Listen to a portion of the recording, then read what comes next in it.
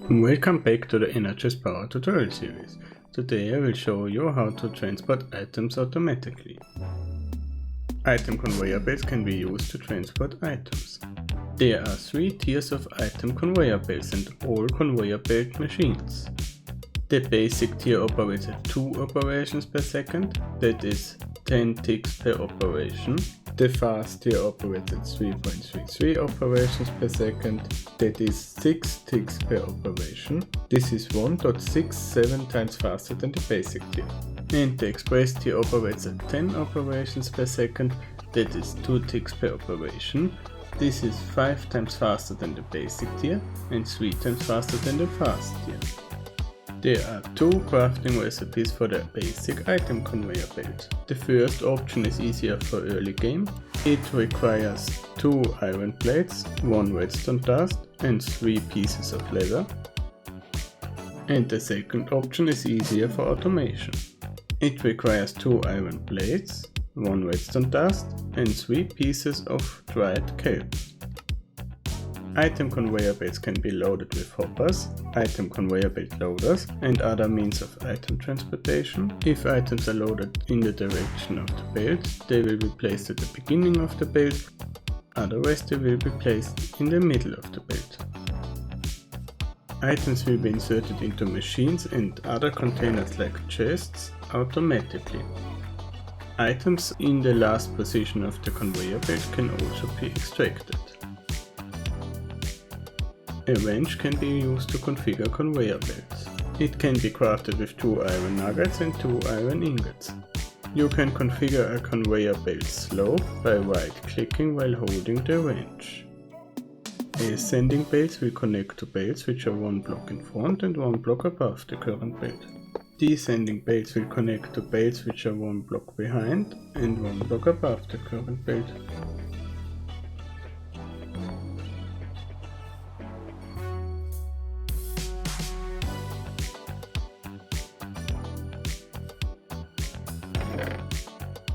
Ascending belts will insert items into containers and machines which are 1 block in front and 1 block above the belt.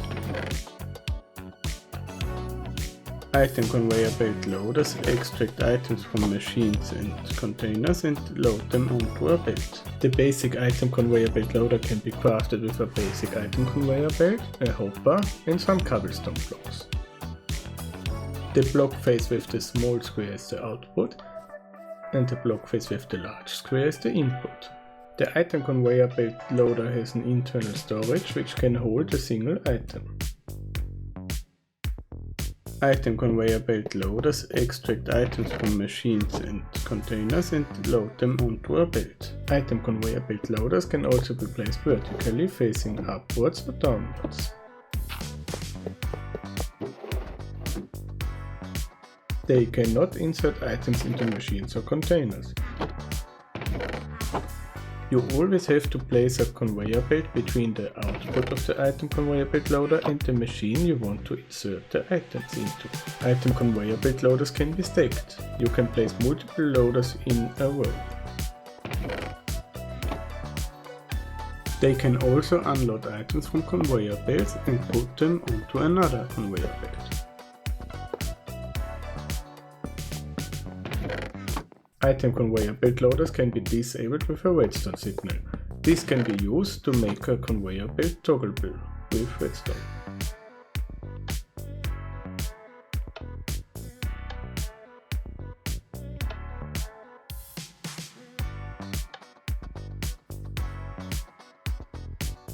They can also be used to continue an item conveyor belt through a wall.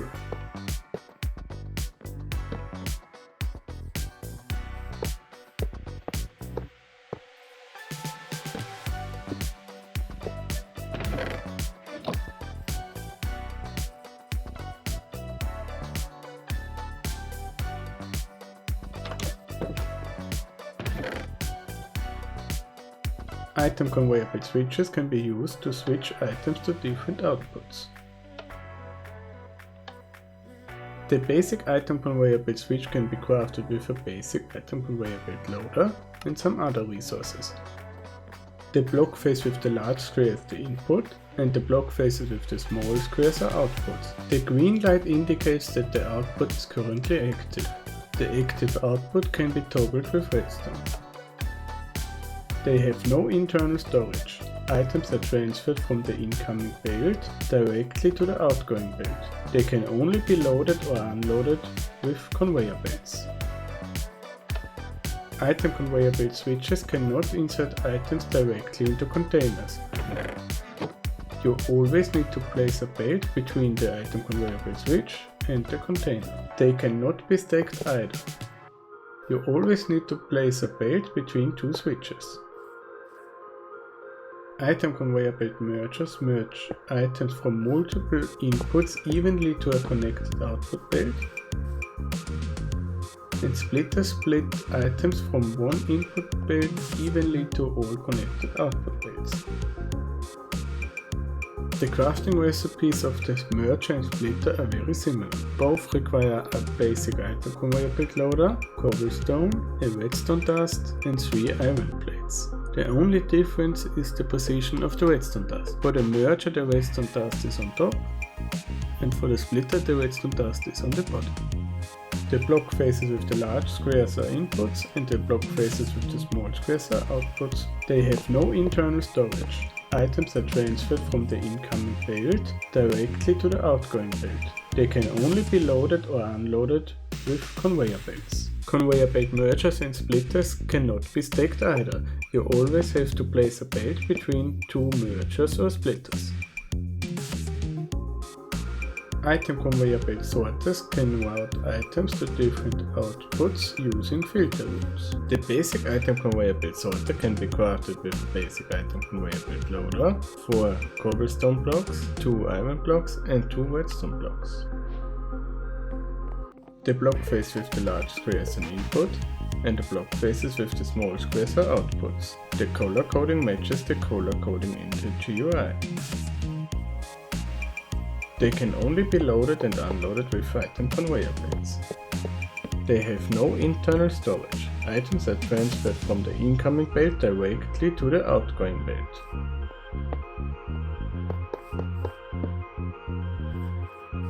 They cannot be stacked. You always need to place belts between two sorters. Filter rules are configured per output. One line is one output. The color coding of the line is the same as the color coding of the block face. The first output is red and on the left hand side, the second output is yellow and on the back, and the third side is green and on the right hand side. The output display in the GUI of a row is red if no belt is connected to that output and green if a belt is connected. There are 5 filter slots per row. The filter item can be set by left clicking with the item in the cursor. The filter can be removed by left clicking with an empty cursor. The default filter mode is whitelist. It matches if the incoming item matches the filter.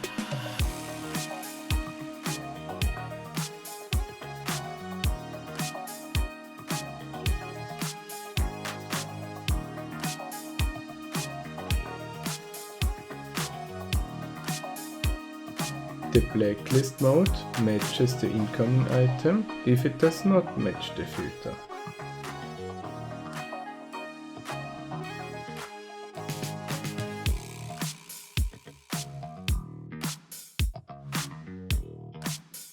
Per default, the filter also matches NPD data, that is, durability of tools or custom item names or other data. With the Ignore NPD checkbox, the filter ignores the NPD data. It will only check the item ID.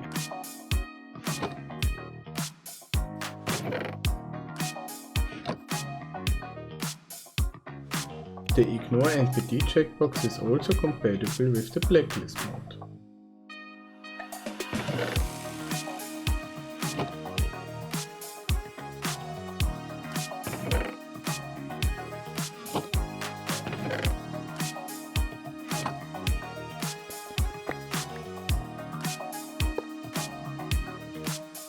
Filter rules are processed from top to bottom. If multiple filter rows match an item, the item will be routed to the output with the lowest number. In the first example, overclocks are routed to the left side output and everything else is routed to the back output. And in the second example, everything is routed to the left output because the empty blacklist rule will be matched first.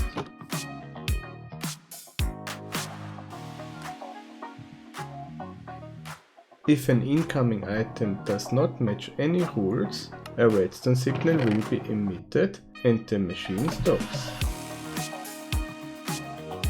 In this case, manual intervention is required. There are two special filter rules. Whitelist without any items. This will match no items. This can be useful if an output is unused. And the second is blacklist without any items. In this case, all items are allowed. Item silos can store up to 1000 stacks of a single item type.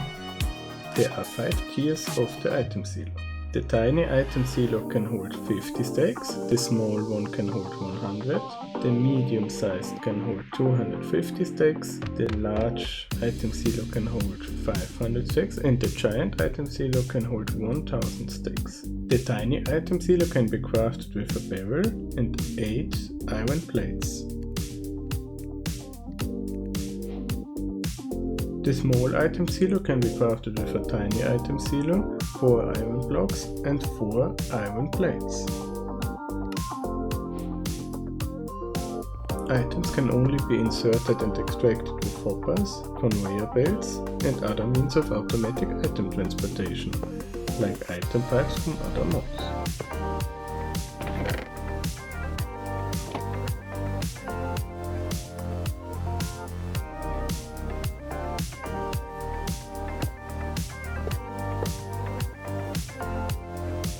Items cannot be inserted or extracted inside the GUI.